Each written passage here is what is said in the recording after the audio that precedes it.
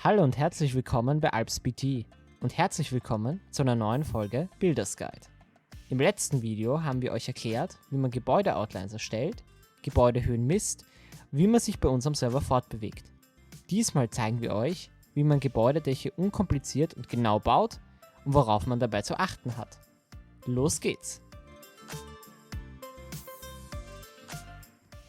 Zuerst einmal braucht ihr die Ecken eures Gebäudes.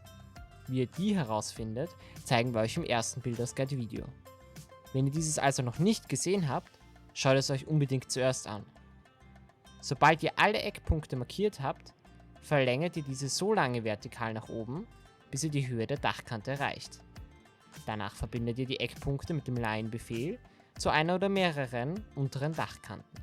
Mit /tpll teleportiert ihr euch nun auch noch zu der oberen Dachkante, auch Dachfirst genannt, und verbindet diese Eckpunkte ebenfalls.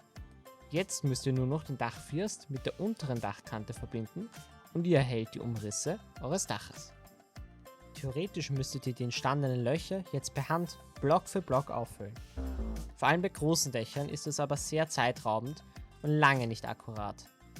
Zum Glück kann man die Arbeit ganz einfach World Edit erledigen lassen. Was viele nicht wissen ist, dass World Edit unterschiedliche Auswahlmöglichkeiten bietet. Den ersten kennt ihr bereits. Dieser nennt sich Cuboid und mit //cellcuboid könnt ihr immer auf diesen Modus zurückgreifen. Mit //cellcuboid wählt ihr einen Quader aus. Wir benötigen nun für die Dachauswahl den Vektorenmodus, Convex-Modus genannt.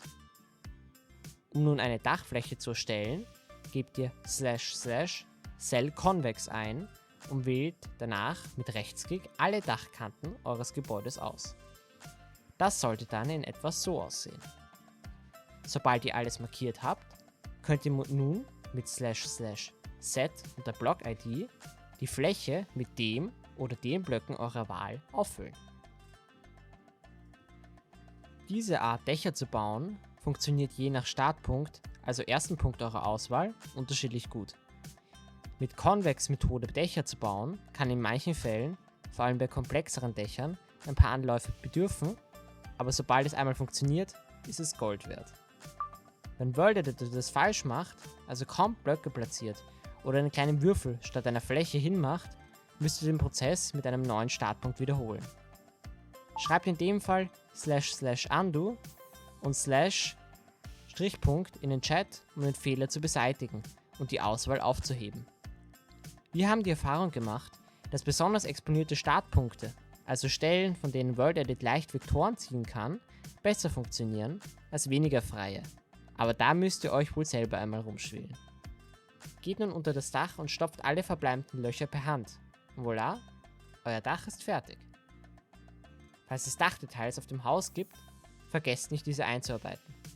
Sie lassen euer Gebäude gleich viel professioneller aussehen. Genauso wie ein passender Blockmix für euer Dach. Falls euer Haus Dachfenster hat, vergesst nicht, hinter die Fenster Blöcke zu platzieren, sodass man nicht in das Gebäude hineinsehen kann. Hierbei empfehlen wir hellgraue oder dunkelgraue Wolle, da eine gewisse Textur hinter den Fenstern nicht so unnatürlich wirkt, wie zum Beispiel schwarzer und texturierter Beton. Dasselbe gilt übrigens auch für Fenster an der Fassade. Das war's auch schon wieder von uns. Im nächsten Builders Guide Video zeigen wir euch, wie man Blockmixe erstellt und den Companion, unseren kleinen Helfer, verwendet. Wenn ihr noch Fragen oder Tutorial-Wünsche für künftige Builders Guide Videos habt, schreibt sie gerne in die Kommentare. Bis bald und ciao!